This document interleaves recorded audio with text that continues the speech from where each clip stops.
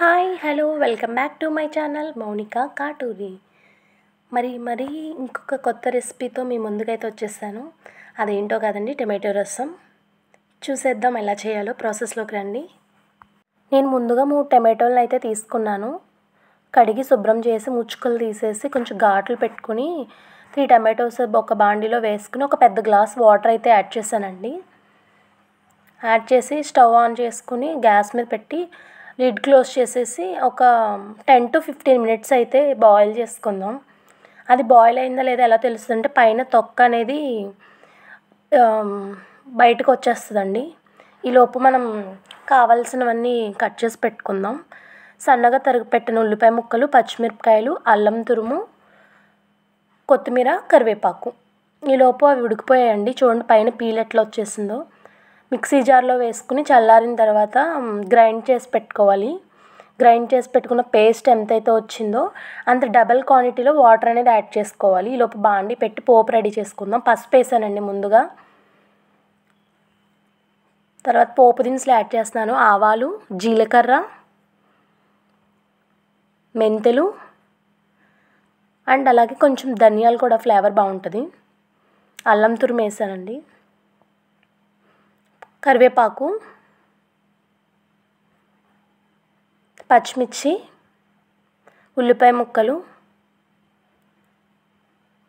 అన్నీ ఒకసారి కలుపుకుందాం.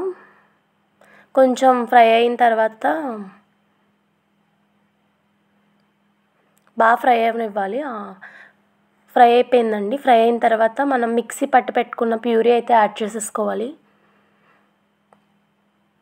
దాంట్లోనే కొంచెం నిమ్మకాయ సైజ్ అంత చింతపండు పెడుతున్నాము. అలాగే రసంకి తగిన ఉప్పు ఒకసారి కలుపుకుందాం. దాంట్లో కొంచెం కొత్తిమీర. చూడండి ఆయిల్ బయటికి తేరి వచ్చింది కదా, అలా వచ్చిన తర్వాత చిన్న బెల్లం ముక్క. ఇది ఆప్షనల్ మాత్రమే అండి. స్వీట్ ఇష్టమైన వాళ్ళు వేసుకోవచ్చు, లేకపోతే స్కిప్ చేసేయచ్చు. ఆ ప్యూరీ ఎంత వచ్చిందో అంత డబల్ క్వాంటిటీలో వాటర్ అనేది ఇక్కడ యాడ్ చేస్తానండి నేను.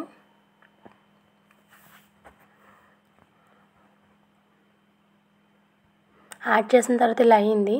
ఇది బాగా మరగాలి. చూడండి బాగా మరుగుతుంది. రసం అనేది మనం ఎంత పెట్టామో అంత హాఫ్ క్వాంటిటీలోకి మరిగిపోవాలి బాగా.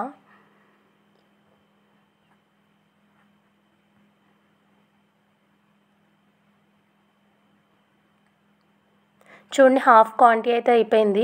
లాస్ట్లీ ఫైనలీ కొత్తిమీర అనేది యాడ్ చేస్తున్నాను. కొత్తిమీర యాడ్ చేసుకుని ఫైనలీ స్టవ్ ఆఫ్ చేసుకోవడమే. ఎమ్మి రసం అయితే రెడీ అయిపోతుందండి.